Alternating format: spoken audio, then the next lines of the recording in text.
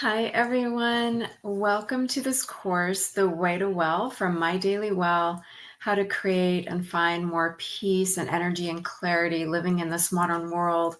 My name is Edie Summers, and my goal is to keep this really simple. So you're in the section where we're taking a deep dive into these three topics: how to create more peace. We'll talk about that today. And then the two following topics, we'll talk about how to create more energy, and then how to create more clarity and focus. And that would be, of course, for people that are really wanting to increase productivity and kind of bounce back from burnout. But first, let's start with creating more peace and peace of mind. So this is a really important topic, I believe, because again, as we discussed in some of the earlier videos, we're living in a very kind of chaotic world. There's a lot of uncertainty right now, and it's more important than ever, I believe, to create that peace of mind in your heart, in your mind, in your body, and in your spirit.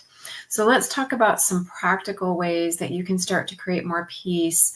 It all starts with what you can do for yourself and create that kind of default state of peace inside of yourself. A lot of it has to do with not allowing external stimuli and not responding to external stimuli in a way that's going to create stress for yourself. So this can take practice, but it does get easier. Let's first start with mindset. It's kind of making a resolution, setting that intention to not let outside stressors, outside forces affect your peace of mind and how you're feeling internally. So setting an intention can help, and then it takes practice. And I'll give you some different ways to practice creating that more peaceful state and creating a state where you're not responding to every single notification that comes your way, every single stressor. So first, let's start with mindset. So an intention. I believe that they're very much linked.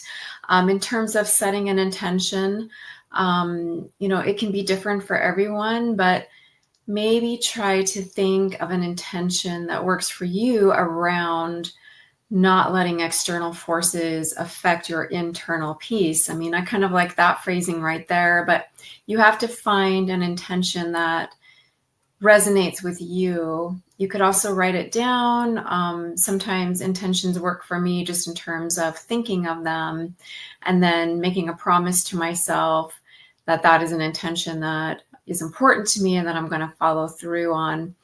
Just like with habits, intentions have to be something that is important to us and that we make an agreement with ourselves that we will follow through on it. So maybe think of something that resonates with you in terms of an intention, and then you can write it down or just make an internal agreement with yourself that this is something you're going to follow through on because it's important to you, because maybe it's because your peace of mind or peace of body or peace of spirit is really important to you. But you could also write it down. It's nice to have it as a reminder. And then in terms of mindset, it can be very similar, I believe, to intention. And again, it comes back to we're going to be training our minds and our bodies and our emotional bodies included not to overreact to all those external forces and stimuli. So again, this can take some time and practice, and that's where the habits come in. So first set an intention and then create an agreement with yourself that you will start to not allow those outside forces to affect you. And then let's work on ways that you can, through habits and practices, start to cultivate that inner peace, that peace of mind. One of my favorite ways is through practicing yoga or meditation or breathing exercises. One of the simplest ways is something called mindfulness meditation. Now, I am going to include some bonus material in this course that takes a deeper dive into mindfulness.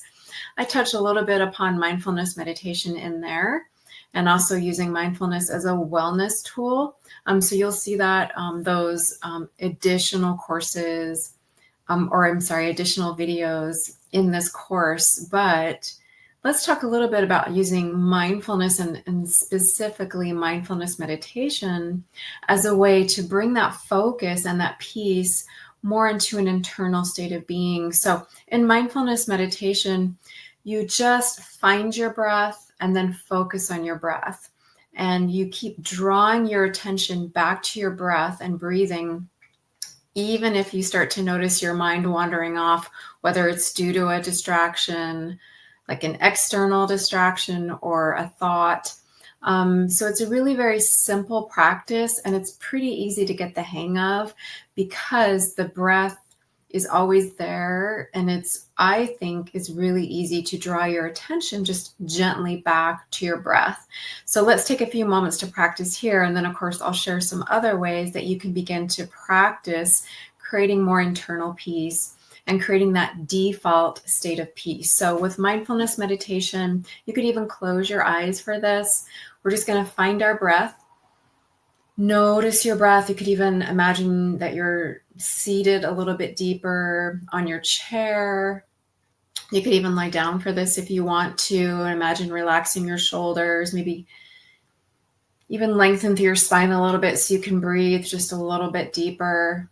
But the important thing is to just notice your breath, observe your inhales, and observe your exhales.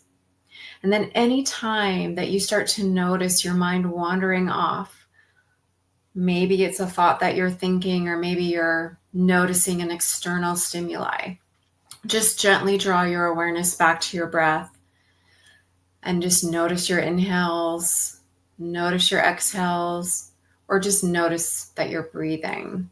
And that is the focal point for mindfulness meditation, is your breath. Now, I want to put in a caveat. If you have been through trauma, sometimes it's a little bit harder to keep that focus on your breath and your body. So you could imagine that your focus is, let's say, on something external, in the sense of like a tree or anything that gives you peace still, but that's kind of an external focus. So that's more for people that have been through trauma. But if you can and it feels comfortable, it's really nice to have that internal sense of focus for your meditation, mindfulness, or your mindfulness meditation on your breath. But you can do what works for you. The whole point is just to keep drawing your awareness back to your breath, or that single point of focus, whenever you notice your mind starting to wander. This can be a really simple and easy way to cultivate not only more peace in your mind, but also in your physical body, and I believe in your emotional body. But it also helps to calm down your body. Now, tied deeply to this, and a couple other ways I personally love to practice cultivating more peace is through mind-body practices. Now, again, breathing exercises like mindfulness meditation, or meditation exercises or practices like mindfulness meditation can help. Other practices that can help that are mind-body oriented could be yoga, could be Qigong or Tai Chi. So let's talk a little bit about some of those. What's beautiful about mind-body practices is that they're generally slower paced. And so they help you be more in the present moment, and they don't create that what's called the fight or flight response, which can often actually be associated with other types of movement or exercise. So what's beautiful about mind-body practices and even mind-body fitness is that it keeps you in what's called the relaxation response in your body, which is where your body rests and digests and heals, and I believe creates more peace in your system. So let's take yoga as an example, although Tai Chi and Qigong can also work really well. Now, keep in mind, you could also do these in a chair or even lying down if you're doing like restorative yoga. You don't have a lot of energy. And we'll talk much deeper about how to cultivate more energy in the next video.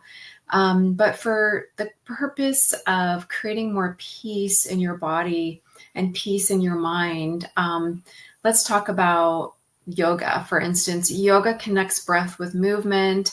So whether you're doing a more kind of powerful practice, or even a more gentle or mellow practice, again, it can kind of root you in your body and connect you with your breath, help you be more present. And yoga is actually all about practicing mindfulness. And again, mindfulness can be a beautiful and very also practical way to create more peace. And as you'll see in the bonus videos, it can also be a very practical wellness tool. Now, mindfulness does have Buddhist roots, and the Buddhist roots are very deep, but very simply and just for a touch point, it is, again, about being present and kind of being the witness to what is.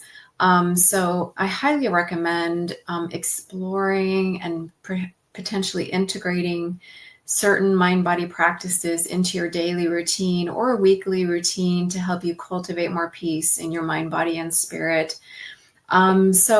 And then, as I've been mentioning in this course in general, in addition to creating an intention and kind of training your mind and mindset to not allow those external forces to disrupt your internal peace, what I've noticed in terms of creating habits around, let's say, more peace, or even creating what's called a habit of hope, which is deeply tied to seeing what's more possible, being more positive, kind of creating that default state of gratitude and positivity, that can all help.